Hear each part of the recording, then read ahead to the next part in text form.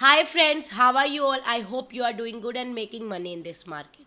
Guys आज की जो वीडियो इन दिस वीडियो मैंने अपने एक ट्रेडर फ्रेंड को इनवाइट किया है. I have invited him on my YouTube channel to share his journey with you.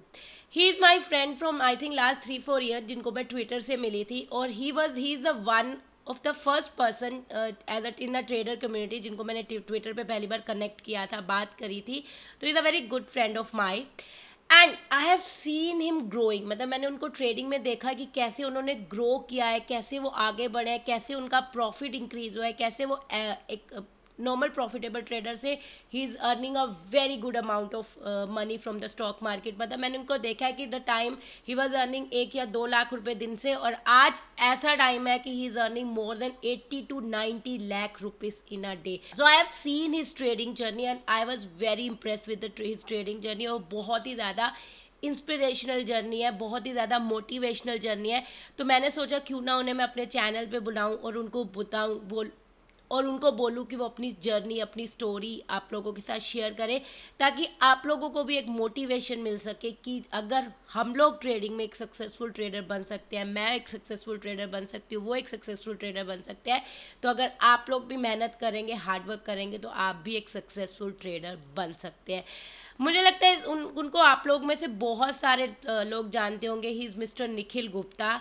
He is a full time trader. Twitter पे वो अपने P&L शेयर करते रहते हैं, अपने प्रॉफिट एंड लॉस की स्टेटमेंट शेयर करते रहते हैं, और काफ़ी पॉपुलर है ट्विटर पे, और आप लोगों में से काफ़ी लोग जानते होंगे. So he is here on my channel to share his journey with you people. तो आई होप आपको उनकी जर्नी अच्छी लगेगी और आप उसे अप्रिशिएट करेंगे. सो इससे पहले कि मैं मिस्टर निखिल से बातें करूं और उनकी जर्नी के बारे में जानूं, अगर आपको मेरा चैनल अच्छा लग रहा है, मेरी वीडियोस अच्छी लग रही है, मेरे एफर्ट्स अच्छे लग रहे हैं, तो प्लीज़ मेरे चैनल को लाइक कीजिए, सब्सक्राइब कीजिए, और जल्दी से मुझे 1 लाख सब्सक्राइबर पहुँचाइए. और अगर अभी तक आपने मेरा टेलीग्राम चैनल ज्वाइन नहीं किया तो I give the link in the description box, जिसमें मैं डेली मार्केट का मोमेंटम शेयर करती हूँ, अपने सप्लाई एंड डिमांड जोन के लेवल शेयर करती हूँ, जो आप लोगों के लिए काफ़ी हेल्पफुल हो सकते हैं इंट्राडे ट्रेडिंग में. सो join the Telegram channel now, और जल्दी से लाइक एंड सब्सक्राइब कर दो इस चैनल को, और इस वीडियो को लाइक करो और शेयर करो. Let's connect to Mister Nikhil and learn about his journey, his story, how he started his trading, what hard work he's in, what struggle he faces. So let's connect with him and learn about his journey. So hi Nikhil, welcome to Learn Trading with KB and thank you so much for taking out the time, क्योंकि मुझे पता है आप ऐसे broadcast के लिए कभी ready नहीं होते हो, but specially you just agree for me to talk to me and talk to my viewers. So thank you so much for taking out of time. And today we are gonna talk about your journey. मैं आज आपके बारे में सब कुछ जानने की कोशिश करूंगी कि आपने कैसे स्टार्ट किया. तो I hope you will share your journey so that it can motivate my viewers कि यस, ट्रेडिंग में पैसा बनता है, बस आपको मेहनत करने की ज़रूरत होती है. Absolutely, Karan. And first of all, thank you so much for calling me on your show. और बात आपने बिल्कुल सही की. मैं जनरली अवॉइड करता हूँ पॉडकास्ट वगैरह, but just to tell everyone के So I have great regards for you because you are the very first person whom I ever contacted जब मैं Twitter पे आया. So that's why you are a very special person for me in that case. तो एक connect है हमारे बीच because of that. So definitely I agree to it. और हाँ, definitely आज मैं सब कुछ शेयर करूंगा आपके साथ. आप बस पूछते जाओ. And to be very frank, you are the only also the first person जिसको मैंने ट्विटर पे कनेक्ट किया था. उससे पहले मैंने भी किसी से बात नहीं करी. Now I have a lot of friends, but first one, तो वो स्पेशल फ्रेंड हो जाता है ना, तो सबसे पहले मिलते हैं. करेक्ट. हाँ जी. So let's start with your journey, your detail. तो first question I wanted to ask you कि what inspire you to be a trader. मतलब कैसे आपको लगा कि आपको ट्रेडर बनना है, किससे इंस्पायर हुए आप? देखो, मेरे को ना मार्केट का इंट्रोडक्शन हुआ था 2007 में. उससे पहले ऐसा कुछ भी नहीं पता था. हमारे घर में भी किसी ने कभी ट्रेडिंग नहीं की थी, कोई स्टॉक मार्केट इन्वेस्टमेंट भी नहीं करता था उससे पहले. व्हाट हैपेंड के my mom started investing in mutual funds. Okay. And that was a bull market of 2007. तो उसमें क्या होता था, आज पैसा लगाया, 3 महीने बाद देखा वो 20% बढ़ा हुआ है. तो हमको तो ये होता था कि 7% एफडी देती है उस समय, 7-8 पता नहीं जो भी देती होगी, but 20% return in 3 months was like crazy. कभी सोचा नहीं था. तब एक इंटरेस्ट जागा कि भाई ये क्या चीज है. तो फिर रिकरिंग इन्वेस्टमेंट की, वो फिर थोड़े टाइम बाद फिर और बढ़ गई, और रिटर्न्स फिर एक्सपोनेंशियली बढ़ने लगे. यार ये तो बड़ी मजेदार जगह है, ये आओ, पैसा डालो, पैसा कमाओ, बस हो गया काम. है। तो इस तरीके से तो इंट्रोडक्शन हुआ कि फिर जानने लगे क्या है। सबसे पहले म्यूचुअल फंड्स वगैरह समझे कि कैसे क्या होता है, कैसे ऑपरेट करते हैं, इन्वेस्टमेंट वगैरह। तो फिर थोड़ा और डीप देखा, फिर देखा कि स्टॉक्स, ये बेसिकली स्टॉक्स में इन्वेस्ट करते हैं। तो फिर इस तरीके से ना एक वहां से एक फैसिनेशन क्रिएट हुआ कि स्टॉक मार्केट में पैसे, मतलब जब ऑब्वियसली जब आप लॉन्ग होते हो तो बुल मार्केट है तो पैसे बनते हैं। फिर हमने 2008 का क्रैश भी देखा, तो जितनी गेंद थी वो सब चली भी गई थी, तो वो भी फेस देखा, ज्यादातर जेब से ही गए थे उस समय पैसे, है ना। तो इस तरीके से इंट्रोडक्शन तो हो गया था। अब क्या होता है ना, एक बार आदमी को अगर स्टॉक मार्केट का चस्का लग जाता है, उसको पैसे दिख जाते हैं बनते हुए, ठीक है उसने खो दिए वहां पैसे दोबारा, वो कोई बात नहीं है। तो इसको ये होता है यार कि बनते तो है, लोगों को तो हम देखते हैं कि पैसे बनाते हैं लोग, तो एक इंटरेस्ट तो वहां से आ जाता है इसमें। तो फिर कुछ करते थे उस समय, स्टॉक ट्रेडिंग वगैरह शुरू कर दी थी, किसी ने टेक्निकल एनालिसिस के बारे में बताया था तो पढ़ा उसको, समझा, है ना। फिर उससे ट्रेडिंग करने लगे। दो रिजल्ट्स वगैरह नहीं मिलते थे उस समय, क्योंकि देखो किताबों में जो लिखा हुआ है ना वो सबको पता है, तो उससे कोई आपका एज नहीं क्रिएट होता है। तो जब एज नहीं क्रिएट होगा तो पैसे भी नहीं बनेंगे उसके साथ, ठीक है।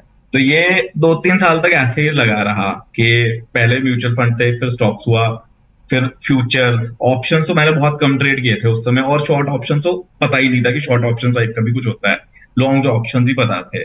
मैं फ्यूचर बहुत ट्रेड करता था उस समय, और ऑनेस्टली मैंने पैसे खोए हैं उस पीरियड में, पूरे पूरे। मतलब मैं कुछ भी कमाता था अपने बिजनेस से, इधर लाके पैसे लगाता था, और सबके सब वो जीरो हो जाते थे एक टाइम के बाद। तो फिर काफी टाइम तो छोड़ दिया, फिर और चीजें करने लगा। फिर 2018 में मैं दोबारा से, मेरे को आइडिया लगा कि ऑप्शन राइटिंग करके कोई चीज होती है, और वीकली ऑप्शन सब इंट्रोड्यूस हो गए थे। तो फिर उसका देखा, मेरे कुछ दोस्त करते थे, मैंने देखा, उनसे समझा कि किस तरीके से करते हैं। तो फिर मैं ये देखता था कि यार ये तो सुबह सुबह ट्रेड लगा रहे हैं, स्टार्टर लगा रहे हो, जैसे लगा रहे हैं नीचे ग्रीन एम्पो आना शुरू हो जाता है। ये बड़ी अच्छी चीज है, बस आपको एक रेंज डिसाइड करनी है, उस रेंज के अंदर आपको रहना है, और आखिरी में आप दिन के पैसे लेके जा रहे हो। तो पहले तो मैंने 2-3 महीना ऑब्जर्व किया उनका अकाउंट, जो एक पीरियड बड़ा ब्रूटल भी था उसके अंदर। एक सितंबर 2018 was very difficult for delta neutral sellers. तो उसमें मैंने पैसा खोते भी देखा। अच्छा, पैसा खोने के बाद फिर उसकी रिकवरी भी देखी। तो अब मैं कॉन्फिडेंट हो गया था इसमें कि चलो यार, पैसा आदमी खो रहा है बट अल्टीमेटली रिकवर भी कर ले रहा है, क्योंकि डीके उसके साइड पे है। तो वो एक नोशन मेरे दिमाग में बन गया था, यार यहाँ सही काम हो सकता है। अच्छा, तब पैसे भी कमा लिए थे दूसरे सोर्सेज से, तो एक कैपिटल बिल्डअप हो गया था डालने के लिए। तो फिर मैंने एक अच्छा साइजेबल कैपिटल लेके आ गया मार्केट के अंदर। मेरे को बहुत कुछ आता नहीं था, बट मैं आ गया। मैं कहा चल यार करते हैं, मैंने देखते हैं कैसे होता है। बस फिर वहां से अब कुछ ना कुछ फिर शुरू हो गया काम। तो आपकी जर्नी मेरी जर्नी से बहुत मैच करती है, क्योंकि मेरे साथ भी, मैंने भी 2007 में ही इंट्रोड्यूस करा, मतलब मेरे को पता लगा था स्टॉक मार्केट के बारे में, और मेरी फैमिली में भी कोई नहीं करता था। और 2008 के क्रैश के बाद मैंने भी छोड़ दी थी, पर मैंने फिर थोड़ा जल्दी स्टार्ट कर दी थी। 2010-11 में मैंने आफ्टर मैरिज स्टार्ट कर दी थी। तो काफी सिमिलर जर्नी हमारी। नहीं, 2010 से 2013 तक मैं भी ट्रेड करता था, बट फ्रूटफुल नहीं था उस समय, लॉसेस ही होते थे उसमें अल्टीमेटली। मेरा जर्नी ऐसी रही थी लॉसेस वाली, बट वो कंटिन्यू होती गई, मैंने बस छोड़ी नहीं। ठीक है, ठीक है। Next thing I want to ask you, ठीक है, आपने ऑप्शन सेलिंग इसलिए स्टार्ट करी, जो आपके जर्नी से ही मुझे समझ आ गया कि आपको लगा कि ऑप्शन सेलिंग में एक बार पैसा जाता है, कंसिस्टेंट पैसा बन जाता है। क्योंकि मेरा नेक्स्ट क्वेश्चन यही था कि why you choose to be option seller not buyer, because I am a buyer. So वैसे आपकी जर्नी में आंसर मिल ही गया हमें कि आपको लगा कि उसमें रिकवरी। मैंने पैसा बनता ही देखा राइटिंग में। मैंने कभी बाइंग भी जब की, जब फ्यूचर ट्रेडिंग की, तब भी पैसा बनते नहीं देखा। मैंने हमेशा पैसा खोया उसके अंदर। तो अब 4-5 साल हो गया, 2018 से 2023 हो गया, ऑलमोस्ट 5 साल होने को आ गया है। तो मैंने इसी में पैसा बनाया और इसी पे मेरा कन्विक्शन बिल्डअप है। और बाइंग कभी अगर करता भी हूँ तो उसमें उतना कन्विक्शन आता है, क्योंकि एक्सपीरियंस नहीं है उसका, प्रैक्टिस ही हमने नहीं की है उसकी। कभी 100 में से एक ट्रेड ले लिया तो फिर उससे कुछ होगा थोड़ी, आपका बिल्डअप ही नहीं होगा जब आप डे इन डे आउट नहीं करोगे किसी चीज को। तो ऐसा नहीं है कि बाइंग अच्छी है सेलिंग अच्छी, भाई दोनों अपनी जगह पे हैं, दोनों के अपने अपने एज हैं। एज आपको दोनों तरफ बनाने हैं, मेथड दोनों तरफ आपको बनाने हैं। तो जिसमें भी आप अपनी एक्सपर्टीज ले लो, उस पर आपका काम चल जाएगा, चल जाता है। क्योंकि मैं जैसे यही ऐड कर रही थी, आपने बोला कि बाइंग में मैंने नहीं देखा, पर बाइंग में भी पैसा बनता है, क्योंकि नहीं, बाइंग में डेफिनेटली पैसा बनता है। मेरे बहुत दोस्त हैं पैसा बनाते हैं बाइंग के अंदर। हाँ, बट फिर वो उसी चीज पे आपको अपना एज पता होना चाहिए। राइट राइट, अगर रिस्क मैनेज कर लो तो दोनों जगह पैसा बन सकता है। बिल्कुल हर किसी की अपनी स्पेशलिस्टीज होती है। जैसे मैं बाइंग में एक्सपर्ट हूँ, आप सेलिंग में एक्सपर्ट हो, तो हर कोई अपना एक्सपर्टीज होता है। Absolutely, हम काउंटर पार्टी खड़े होते हैं। काउंटर पार्टी खड़े होते हैं। So one thing I wanted to ask, जब देखो आपने ट्रेडिंग का सोचा कि I'm going to be a full time trader, like now you are a full time trader, you are doing nothing else. तो how your family reaction was that, because the trading के related ना, जैसे हम India में बोलते हैं कि इतना वो रेपुटेटेड जॉब नहीं मानते, कि फैमिली इतना सपोर्ट नहीं करती, तो how was your family reaction in that? मैं बताता हूँ आपको। देखो 2013 तक तो सबको पता था कि मैंने काफी लॉसेस किए हैं इसके अंदर। अच्छा। ठीक है, तो जब 2018 में मैंने दोबारा से काम शुरू किया, तो 2-3 महीने तक जब तक मैं कंसिस्टेंट नहीं करने लगा था, कुछ भी कंसिस्टेंट, आपको 2 लाख 3 लाख कुछ भी कंसिस्टेंट इनकम नहीं कर रहा था, तो मैंने अपने फैमिली को बताया ही नहीं उस समय। अच्छा। जब मैंने शायद 10 लाख रुपए कमाए होंगे उस पीरियड में, मेरे लिए 10 लाख रुपए कमाना भी बहुत बड़ी बात थी उस समय, मैंने पैसा बंदा ही नहीं देखा था इससे पहले स्टॉक मार्केट में। तो तब जाके मैंने फिर अपनी फैमिली को बताया था कि ऐसा ऐसा कर रहा हूँ, और अब जो कर रहा हूँ मेरे को ठीक लग रहा है, आई बिलीव इसमें फ्यूचर है और कर सकते हैं, चलो ट्राई करते हैं, देखते हैं। तब मैंने उनको बताया, और ऐसा कोई सपोर्ट की कोई प्रॉब्लम नहीं थी। लकीली मेरी फैमिली ने हमेशा मेरे को बहुत सपोर्ट किया हर चीज में, तो ऐसा कोई सपोर्ट इशू नहीं था और कोई प्रॉब्लम आई नहीं उस तरीके की खास। भाई जब फैमिली ने तो हमेशा सपोर्ट किया इस चीज में, ये ट्राई करने से कभी भी नहीं रोका किसी चीज, क्योंकि अगर फैमिली सपोर्ट ना हो ना तो यू कांट, तब बहुत प्रॉब्लम। अगर फैमिली प्रेशर हो कि क्यों ट्रेडिंग कर रहे हो, जॉब करो, तो फिर वो आप नहीं इतना स्मूथली कर सकते। एक तो आप देखो ना, ट्रेडिंग अपने आप में इतना प्रेशर वाला काम है, उसके साथ अगर फैमिली का भी प्रेशर हो, फैमिली सपोर्टिव ना हो, तो फिर आप मेंटल बैलेंस हैंडल करना बड़ा मुश्किल होता है। ट्रू। ये फैमिली सपोर्ट तो बहुत जरूरी है। अच्छा, एक पर्सनल क्वेश्चन इसी चीज में, आपकी जस्ट लव मैरिज है या अरेंज? मेरी अरेंज मैरिज है। अच्छा, तो अरेंज लोगों को लगता है मेरी लव मैरिज है, मेरी अरेंज मैरिज है। चलो वो बेस्ट है। बट एक बात बताओ, जब आपकी शादी, आपने मतलब लड़की ढूंढ रहे, तब आप फुल टाइम ट्रेडर थे या कुछ और कर रहे थे? मैं फुल टाइम ट्रेडर था उस समय, और एक्चुअली बहुत प्रॉब्लम होती है उस समय लड़की ढूंढने में। लड़के वाले सॉरी, जो जैसे आप कहीं बात कर रहे होते तो बिल्कुल आपको सीरियसली नहीं लेते हैं। एंड लकीली जब सौम्या मेरे को मिली, सौम्या ने समझा इस चीज को, और उन्होंने भी काफी सपोर्ट किया, मेरा काम देखा, तो ऐसा कभी भी कोई उनकी तरफ से हिच नहीं था कि उनको कोई भी प्रॉब्लम है एक ट्रेडर से शादी करके। तो आई would say I am very lucky in this case कि मेरे को वाइफ भी बहुत अच्छी मिली, बहुत सपोर्टिव है वो। और कभी जब ड्रॉडाउन के पीरियड भी आते हैं तो वो हमेशा सपोर्ट करती हैं। She always consoles me, she always stands by my side, और मतलब अच्छा लगता है ये चीज। तो हाँ, शी इज ऑलवेज सपोर्टिव, बहुत जरूरी है। एब्सोल्युटली। इसलिए मैं ये क्वेश्चन पूछ रही थी कि जनरली बोलते हैं ना कि ट्रेडर का रिश्ता लेके जाओ तो बहुत मुश्किल होती है, एक ट्रेडर को बहुत मुश्किल होती है, एक्चुअली बहुत मुश्किल होती है। हाँ, but then I would say I am lucky. हाँ, यू आर लकी। तो मतलब जो व्यूअर्स देख रहे हैं, जो बॉयज देख रहे हैं, फुल टाइम ट्रेडर लड़की ढूंढ रहे हैं, तो उनको नहीं, they can maintain their hope। ऐसा नहीं है, आप अच्छा करोगे, मुश्किल होती है बट मिल जाती है, मुश्किल होती है बट हाँ, देखो जब आपको आपका पार्टनर मिलना होगा ना तो मिल जाएगा। See, if you are struggling for someone और नहीं समझा, तो फिर उसको ज्यादा समझाने की जरूरत भी नहीं है। जिसने समझना होगा ना वो समझ लेगा, जिसने नहीं समझना होगा ज्यादा पीछे मत भागो, कोई फायदा नहीं है। ट्रू। क्योंकि मेरी तो ट्रेडिंग की शादी के बाद स्टार्ट हुई थी, तो मेरा तो उसके बाद आपकी पहले हुई शादी, राइट? शादी पहले हुई थी, तब मैं इंजीनियरिंग कर रही थी। ट्रेडिंग मैंने शादी के बाद स्टार्ट करी थी, बट लकीली उसमें भी हस्बैंड का सपोर्ट चाहिए था, नहीं तो नहीं हो सकता था। तो ही सपोर्टेड मी। नहीं तो नहीं हो सकता था, बिल्कुल। सपोर्ट तो बहुत जरूरी होता है। देखो बात ट्रेडिंग की नहीं है, आप किसी भी प्रोफेशन में हो गए ना, कुछ भी आप काम कर रहे हो, फैमिली सपोर्ट तो हर किसी में चाहिए होता है। अगर फैमिली सपोर्ट नहीं करेगी तो फिर क्या है, फिर तो आई डोंट नो। नहीं, फिर आप कर किसके लिए रहे हो? आप अपने प्रोफेशन का भी प्रेशर है और उसके बाद तुम फैमिली का भी प्रेशर, तो दोनों चीजें पे बैलेंस कर पाएंगे। चलिए, बेस्ट है। अच्छा, जितना मैं आपको जानती हूँ, जितनी मेरी आपसे बात हुई है, आप ज्यादातर एल्गो ट्रेडिंग करती हो manually, you are not in the manually trading? मैं मैनुअल, हाँ, मैं एल्गो ट्रेडिंग करते हो। तो you want to tell something about that कि व्हाई एल्गो ट्रेडिंग इज, मतलब आपको एल्गो बेटर लगती है, मैनुअल लगती है, और अगर आप एल्गो कर रहे हो तो what is the best thing about that कि आपको एल्गो क्यों कर रहे हो आप? भाई देखिए, फर्स्ट ऑफ ऑल मैं डे 1 से, अभी जब भी मैं 2018 से काम शुरू किया अपना, मैं सिस्टमैटिक ट्रेडिंग की करता था। मेरे की डिस्क्रिप्शनरी एंगल नहीं होता था उसके अंदर, सिस्टम बनाया था, सिस्टम के थ्रू ट्रेड करते थे, मैनुअल ऑर्डर्स पंच करते थे। अब अगर आपको मैनुअली ऑर्डर पंच करना है और एक सेट ऑफ रूल्स फॉलो करने हैं, तो खुद बैठ के क्यों करना है? एल्गो को बैठाओ ना, वो करेगा। अपना कुछ और काम करो, रिलैक्स करो, लाइफ जियो। सिर्फ ऑर्डर पंच करने के लिए बैठ के मतलब क्या है? अपना स्ट्रैटेजी बनाने पे टाइम फोकस करो। ठीक है, तो ये रीजन है कि देखो, अगर आप टोटली सिस्टमैटिक ट्रेडर हो तो सिस्टमैटिक को तो एल्गो पे करो ना। कंप्यूटर की एक एक्यूरेसी ज्यादा होगी आपसे, डेफिनेटली लेटेंसी नहीं होगी उसके अंदर, आप प्राइस अच्छे मैच कर लोगे अगर आप एल्गो ट्रेडर हो। डिस्क्रिप्शनरी अगर आप कर रहे हो, हाँ जी, कंट्रोल हो जाएंगे।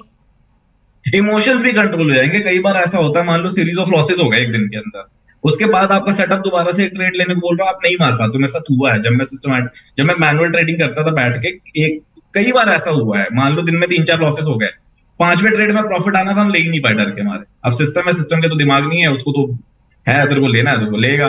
कितनी बार होता है मैं सिस्टम देखता ही नहीं हूँ, बहुत दिन ऐसा होता है। हाँ, मैं देख होता ही नहीं स्क्रीन के सामने मोस्ट ऑफ द डे। अच्छा, मतलब सुबह उठ देखा, मतलब अपने आप ऑन हुआ एल्गो, शाम को देखा। जैसा अपना सिस्टम ऑन किया, एपीआई लॉगिन की, अपना बीच बीच में देखते रहे मोबाइल पे क्या चल रहा है, पीएनएल बस। मैं तो कितनी बार तो मार्केट भी नहीं देखता हूँ कि मार्केट में क्या हो रहा है। तो मतलब you are free to do your other things. I am absolutely free. मेरे को ट्रैवल करना, तो मेरे को कोई टेंशन नहीं होती कि मेरी ट्रेड चल रही है, उसको ऑब्जर्व करना, ऐसा कोई टेंशन नहीं होती मेरे को। I am very very much care. That is the benefit of algo trading, you don't need to. और देखो एक बात समझो ना, हम ट्रेडर क्यों बनते हैं? हम ट्रेडर बनते हैं फ्रीडम के लिए। करेक्ट। बनते हैं। करेक्ट।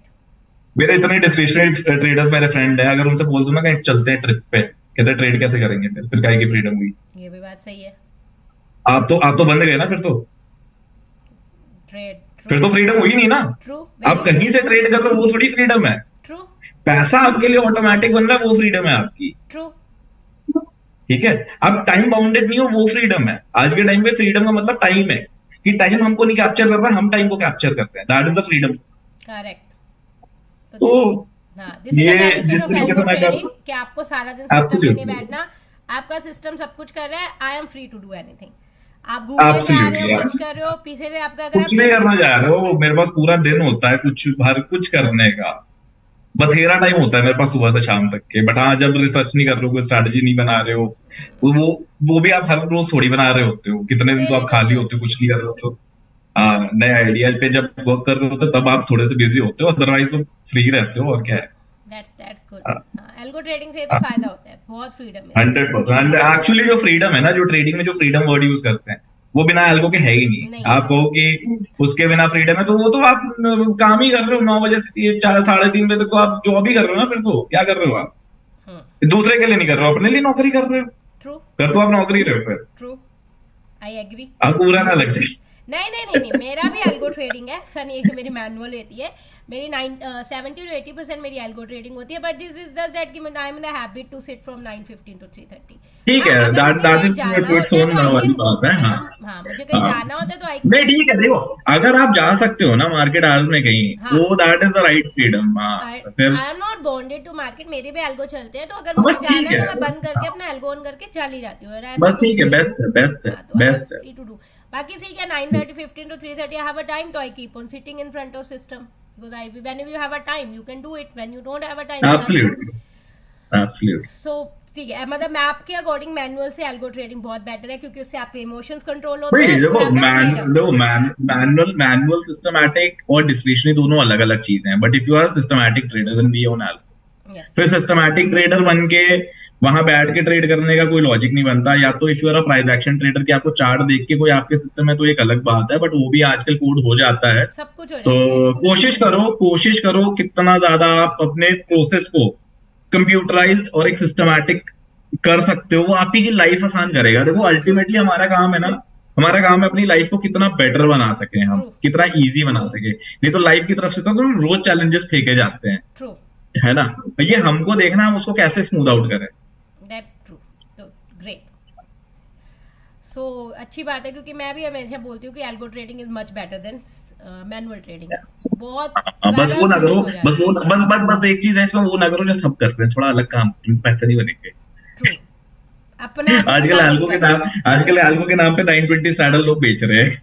नहीं, you have to make your own perfect setup which work. Absolutely right. लीग से हटके काम करो तभी पैसे बनेंगे, अदरवाइज नहीं। True. So if in your trading journey, जैसे आपने 2018 से अपनी ट्रेडिंग जर्नी स्टार्ट करी है, अब आपको 2018 से 5 साल हो गए हैं, तो आप 5 सालों में आपका अगर कोई बेस्ट टाइम बोले कि that was the best time of your trading, कि आपने बहुत अच्छा टाइम निकला, और सबसे वर्स्ट टाइम अगर आप बोले तो कौन सा बहुत ज्यादा गलत, मतलब वर्स्ट टाइम बोल सकते हैं कि जब आपको लगा कि यार ये क्या हो रहा है, तो if you want to share about that. देखो, वर्स्ट टाइम तो बहुत सारे आए हैं, बेस्ट टाइम कंपैरेटिवली कम ही होगा। बेस्ट मतलब बेस्ट होता है, दी बेस्ट। तो आई वुड से कि मेरा बेस्ट पीरियड जो था That was from April 2021 to September 2021, which I remember very precisely. बहुत अच्छी ROI ग्रोथ की थी मैंने उस पीरियड में, और काफी अच्छा था वो टाइम। तो आई would say that was my best period. दो ढाई महीने में पैसे डबल किए हैं उस टाइम पे। हाँ, तो और कंसिस्टेंट बहुत स्मूथ इक्विटी कर्व अचीव किया है उस पीरियड में, particularly from April to September. I would say that was the best period. और वर्स्ट किया तो वर्स्ट तो बहुत मल्टीपल रहे हैं लाइफ के अंदर। मैं आपको बताता हूँ क्रोनोलॉजिकल ऑर्डर में अगर मैं बात करूँ तो, एक मेरा शादी से जस्ट मेरी शादी तय हो गई थी, और मेरे को मोस्ट ऑफ द एक्सपेंसेस अपनी ट्रेडिंग से निकालने थे अपनी वेडिंग के। घर वालों से बहुत ज्यादा इनको मिला नहीं था, और एटलीस्ट 70% तो मेरे को अपनी फंड करना ही था अपनी वेडिंग को। और आई वाज कॉन्फिडेंट कि मैं निकाल लूंगा ट्रेडिंग से, ठीक है। बट क्या हुआ, मेरे को शादी के 2-3 महीने, 4 महीने पहले आप कह सकते हो ऑलमोस्ट 40% ड्रॉडाउन आ गया। Oh my God. और एक्चुअली मैं बहुत डर गया था उस टाइम पे कि क्या मैं जो कर रहा हूँ वो सही है, और कैसे होगी चीजें, क्या है ये तो ऐसी कमिटमेंट है जिसको ना मैं पोस्टपोन भी नहीं कर सकता। और वो एक बहुत ज्यादा टेंशन का टाइम था मेरे लिए, बट समहाउ ठीक हो गई चीजें कुछ टाइम के बाद, और हो गया फिर मैनेज। उसके बाद अगर आप कहोगे बुरा टाइम, तो फिर आई बिलीव 2022 मेरा साल बहुत अच्छा नहीं गया। मैं मोस्ट ऑफ द ईयर मैं ड्रॉडाउन में ही रहा हूँ। फर्स्ट 6 मंथ्स में ड्रॉडाउन, हाँ लास्ट ईयर फर्स्ट 6 मंथ्स में ड्रॉडाउन मेरा, मैं शुरुआत के 1-2 महीने में बहुत बड़ा ट्रेंड लग गया मेरे को, अप्रैल और मई 2022 में। उसी को कवर करने में मेरे अगले 3-4 महीने चले गए। तो फिर मैं अक्टूबर में आया हूँ वापस इक्विटी हाई पे। अक्टूबर से मेरा जनवरी तक बहुत अच्छा पीरियड रहा है। मैंने ऑलमोस्ट पैसे 2.5-3 गुना किए उसके बाद। और फिर मेरा फेब्रुआरी और मार्च अभी 2023 में मेरे को अच्छा खासे पैसे थे, तो अब वो भी ऑलमोस्ट 60% रिकवर हो चुका है। बट अभी भी as of now when we are talking मैं डीडी में हूँ। अच्छा, मतलब वो जो फरवरी मार्च में आपके गए थे अभी भी उसे फरवरी मार्च में, हाँ जो डी, हाँ पीरियड मेरा वही था जो मेरे शादी के पहले जो मेरे को डी आया था। क्योंकि उस समय कैपिटल साइज भी कम था, एंड उसके प्रमोशन में जो मेरे को शादी का खर्चा होता है अच्छा खासा, कुछ नहीं ना करते हुए भी 20-25 लाख रुपए तो देखो लगते हैं। और 35-40 लाख का मेरा इक्विटी साइज था, तो उस समय फिर मेरे को कुछ लोन लेना पड़ गया था उसको फंड करने के लिए। और बहुत ही ज्यादा ट्रॉमेटाइज। तो मतलब आपने सोचा था कि शादी का खर्चा ट्रेडिंग से निकाल लूंगा, बट आपको लोन ही निकल रहा था। हाँ, क्योंकि कंसिस्टेंट वैसे बन रहे थे उससे पहले। अच्छा, बट वो एकदम से ऐसी कुछ नई चीज, क्या होता है ना मार्केट अपने आप को चेंज करती रहती है, आपने एक्सपेक्ट नहीं किया होता, कभी ऐसी चीजें कर देती है वो। ट्रू, तो market always gives surprises, always gives surprises, market always surprises. हाँ, आप कुछ भी कर लो ना, सरप्राइज करना ही करना, आप कितना भी अपना सेटअप एडवांस, और फिर अच्छी बात है कि आप इवॉल्व करते रहो साथ में। True, that is the thing. अच्छा, one thing I wanted to ask, जब आपने शुरुआत करी थी 2018 में, तो कितनी कैपिटल से आपने शुरुआत करी थी? मतलब कितना आपने? मैंने 40 लाख रुपए डाले थे उसमें। अच्छा, 40 लाख, क्योंकि आप ऑप्शन सेलिंग में थे। हाँ जी, हाँ जी। अच्छा, तो उसको कवर ही हुआ, या उसमें कभी आपको वो भी दिखा कि 40 से कम हुए फिर कवर हुए? 40 से कम हुए ना, एक टाइम पे 40 के, मैं बताया ना आपको ड्रॉडाउन जब आ गया था मेरा। अच्छा, तो हाँ, अच्छा एक्सपेंसेस तो आपके लगे रहते हैं। 40 तो मेरे पास फुल पैसे थे। अच्छा, अब और कोई काम, मैं एक और बिजनेस करता था साथ में, उससे कुछ ईएमआई निकलती थी मेरी, बट जो मेरे खर्चे थे और जो इधर उधर के और भी चीजें हो गई, वो मेरा ट्रेडिंग से निकलता था, तो कंपाउंड नहीं हो पा रहा था बहुत ज्यादा। तो जब डीडी आया तो मेरे वो 40 के रह गए होंगे, मेरे को लगता है 25 लाख रुपए रह गए, ऐसा कुछ हो रहा था। तो फिर उसको आपने कवर करा? फिर उसको मैंने फिर हाँ जी, चलो। But now you are talking about कि आप वैसे उस 40 लाख को अगर हम अब देखें तो कितनी कैपिटल होगी उसकी 40 की? 40 की देखो कैपिटल तो is like your current net worth in equity, जिसमें आपने टैक्स भी दिया है और सारे एक्सपेंसेस भी मेड आउट किए। मेरी करंट इक्विटी होगी समवेयर 5.5 सीआर के आसपास की। 5.5 मतलब आपने वो 40 से 5.5 सीआर की है। इक्विटी हाई जो मैंने हिट किया था जनवरी में, दैट वाज 7 सीआर, तो अभी ऑलमोस्ट 1.5 करोड़ का लॉस है। दैट इज मतलब your equity high was 7 crore. तो आपने उस 40 लाख के बाद कभी नहीं डाला कुछ? हाँ जी, 40 लाख के बाद आपने अपने उसमें कभी नहीं डाला अकाउंट में कुछ? वो 40 डाला, निकलता ही होगा हर साल, एक आध करोड़ रुपए तो निकल ही जाता होगा। जो का और टैक्स नहीं नहीं, वो तो निकलेगा ना, एक्सपेंसेस कहाँ से होंगे? नहीं डाला तो कुछ नहीं, नहीं डाला तो कहा। तो दैट्स ग्रेट। मतलब हम ये बोल सकते हैं कि आपकी जर्नी 40 लाख से स्टार्ट हुई थी, 8 करोड़ तक पहुंची, पर अभी 5-5.5 करोड़ तक जा चुकी है आपकी। हाँ जी, हाँ जी, दैट इज वेरी इंस्पिरेशनल, क्योंकि 40 लाख से बनाना मतलब 5 साल में बनाया आपने। That's great. So one thing just I want you to ask you, आपके अकॉर्डिंग मतलब अगर हम देखें तो ट्रेडिंग में क्या ज्यादा इंपॉर्टेंट है, ट्रेडिंग सेटअप या ट्रेडिंग साइकोलॉजी? मतलब क्या मोस्ट इम्पोर्टेंट है? दोनों दोनों दोनों। एक भी चीज के बिना ना काम नहीं बनेगा। तो और साथ में मनी मैनेजमेंट भी, कितने पैसे कितना रिस्क लेना है वो भी इम्पोर्टेंट है। सो दिस इज बेसिकली हाँ 3 लेग चेयर है। एक भी चीज अगर डिसबैलेंस हुई आप गिरोगे ही गिरोगे।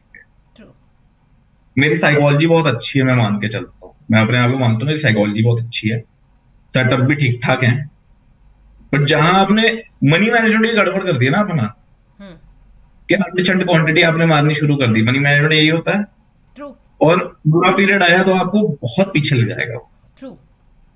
और ये अक्सर तब होता है जब आप एक बहुत अच्छी विनिंग स्ट्रीक पे चल रहे होते हो, तो ये आप ये गलती ना करते हो। True. और मेरे से तो होती है ये गलती कई बार, मैं देखा है कि आप जोश में ज्यादा धीरे धीरे सुधर रहा हूँ, कोशिश कर रहा हूँ अपने बीमार पड़ती उससे सीखने की, बट अभी भी होती है। मतलब जोश में ज्यादा होश खोए और ज्यादा क्वांटिटी, जोश में कभी कभी हाँ होश वो हो जाता है। कभी कभी आप मार्केट इतना अच्छा दे देते कि हमें लगता है भैया आप उन्हीं भगवान है, तो बस जहाँ दिमाग में आता है बस वही से काम हो रहा है। और उसके बाद मार्केट ऐसा चपाट मारती है, याद दिला देती नहीं भैया तुम इंसान ही हो, और इंसान बन के भगवान। ये होता है, कभी कभी तो इतनी मार देती है ना, फिर तो अपने पे शक होने लगता है कर क्या रहा है तू। नहीं ये मेरे साथ भी होता है। कई बार ऐसा लगता है कि अरे आज तो बड़ा अच्छा है, चलो जी क्वांटिटी इंक्रीज कर दो, फिर अगला लॉस होता है, याद आता है भैया उतने एक्सपायरी वगैरह पे ले ओटीएम मार के दे दबा के क्वांटिटी। वो होता है मार्केट सिखाती है, मार्केट सबक सिखाती है। सही बात है। अभी मार्च में तो एक्सपायरी चली हुई इतनी गंदी, पैसे बने नहीं, मतलब सबसे ज्यादा पैसे तो एक्सपायरी पे गए हैं। एक्सपायरी पे सबसे ज्यादा क्वांटिटी का लोड होता है, एक्सपायरी नहीं सबसे ज्यादा मैटर जाएगी। क्योंकि मार्च की मार्केट एक्सपायरी वाले दिन वो स्मूथ एक्सपायरी, अप्रैल की फिर भी अच्छी जा रही है। मार्च की एक्सपायरी थी, मतलब मार्केट समझ ही नहीं आती थी कब ऊपर जा रही है कभी जैसे जा रही है। जैसे हम आज की एग्जांपल बहुत ज्यादा वोलेटाइल थी, बहुत ज्यादा, और खास करके एक्सपायरी तो बहुत गंदी वोलेटिलिटी थी। अप्रैल की फिर भी सिस्टमैटिक ट्रेडिंग, अप्रैल की फिर भी सिस्टमैटिक ट्रेडिंग में तो बहुत मुश्किल था। डिस्क्रिशनरी वाले लोगों ने अच्छे पैसे बनाए हैं, बट सिस्टमैटिक ट्रेडिंग में तो फंसी नहीं रही थी बाजार। सही बात, that's true. So if you want to tell something about your trading style, not a setup, just trading style, कि आपका ट्रेड करने का तरीका क्या है, आप किस तरीके से ट्रेड करते हो, तो just something about your trading style. देखो इन जनरली है ऐसा कुछ बहुत डिफरेंट नहीं है, बस सेटअप्स कुछ फर्क होता है। देखो मेन प्रेमाइस तो ये होता है कितने तरीके की बाजार होती है, एक तो साइडवेज होगी, ट्रेंडिंग होगी, और एक वॉलेटाइल होगी जहां ऊपर नीचे मारे। तो आप सेटअप्स ऐसे बनाने की कोशिश करो जो मैक्सिमम टाइप ऑफ मार्केट को ना इनकैप्सुलेट कर पाए। और वही हमारा टास्क होता है, और उसके अंदर भी कुछ वेरिएशंस आप कैसे दे दो जहां पे एक मैक्सिमम कवरेज आप प्रोवाइड कर सको मार्केट के मूव के हिसाब से। तो इन जनरल एक सिस्टमैटिक ट्रेडिंग में ना इसी तरीके का होता है, in option writing, specially in option writing. बाकी स्टॉक्स के सेटअप्स अलग होते हैं, उधर तो डायरेक्शनली चलता है, वो अलग चीज है। राइटिंग में पर्टिकुलरली यही 2-3 चीजें आपको देख के चलनी है कि आप डायरेक्शन आ रही है तो आप कैप्चर कर सको, वो आपके सेटअप में दम होनी चाहिए। साइडवेज हो रही है बाजार तब कैप्चर कर लो। अब जैसे आज की मार्केट थी वॉलेटाइल थी ऊपर नीचे, तो यहाँ पे थोड़ा सा फेलियर आता है, क्योंकि ये ना तो ट्रेंडिंग में आ पाती है कि ट्रेंडिंग वाला पैसा दे जाए, ना तो ये साइडवेज में आती है। और खैर एक वॉलेटाइलिटी सेटअप है मेरे पास कि ऐसी मार्केट को कैप्चर करने के, बट वो भी कई बार अगर फ्रिक्वेंट मूव आएगा ना तो वो भी फेल हो जाएगी। जबकि ऐसे N shape, U shape, V shape market के लिए भी सेटअप्स बनाए हुए हैं हमने, बट उसका सक्सेस रेट उतना ज्यादा कभी आता है कभी नहीं आता। आज की मार्केट में डब्ल्यू शेप बोलूंगी, ऊपर नीचे, मतलब it was not directionless market. आज की ना वी शेप बोलेंगे, ठीक है उसको। अब देखो ना, और दूसरी बात मैं करूँ, हर टाइप की मार्केट को कैप्चर करने की मैं कोशिश भी ना करूँ। आप एक ब्रॉडली 65-70%, 75% भी आपने कर लिया ना, आपका काम है। क्योंकि देखो stop losses are part of the market, आपको लॉसेस होंगे। अगर कोई ये बोलता है ना कि ट्रेडर ऐसे ट्रेडर होना चाहिए कि कभी लॉसेस ना हो, तो दैट इज नॉट पॉसिबल ही नहीं है, पॉसिबल ही नहीं है। पॉसिबल ही क्योंकि नहीं कई बार मैं भी बोलती हूँ अच्छा मेरा स्टॉप लॉस हिट हो गया, तो आके मेरे से बोलते हैं मैम आपका भी स्टॉप लॉस हिट होता है। भाई मैं भी ट्रेडर हूँ, stop loss is part of the बिल्कुल, और क्या, ट्रेडिंग। अगर कोई और आगे क्या, बोलता है कि मुझे कभी लॉसेस नहीं होते, मैं बोलती हूँ भैया वो ट्रेडर ही नहीं है। क्योंकि अगर आप ट्रेडर हो तो आपको प्रॉफिट होगा, तो आपको लॉसेस भी साथ साथ होंगे।